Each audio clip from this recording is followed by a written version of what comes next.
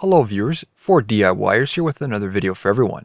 In this particular video here, I'll be showing you how to remove the headlights on a 3rd generation Dodge Ram. This is a 2006 model, which is the facelifted version. I need to replace the parking light bulbs. The orange reflector along the bottom is in fact a light, and both sides are burnt out. Remove the rubber access cap in the fender well behind the headlight. Using a 3/8 drive ratchet with a 6-inch extension and a 10mm socket, remove a nut behind the headlight.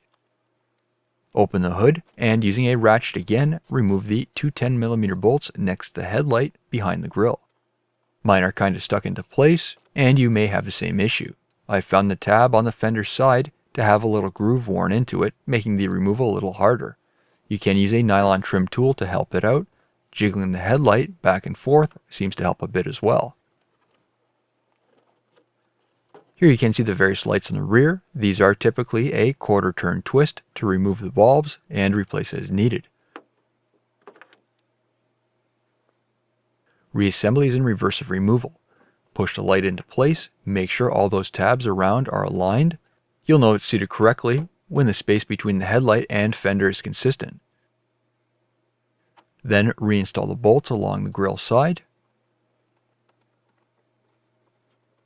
Install the nut from the fender well side, and then reinstall the rubber access cap. And as you can see, the lights are now functioning correctly. New videos are released every week on my channel. Be sure to hit that thumbs up button. It's a huge help to me, and leave a comment below if you found this tutorial helpful.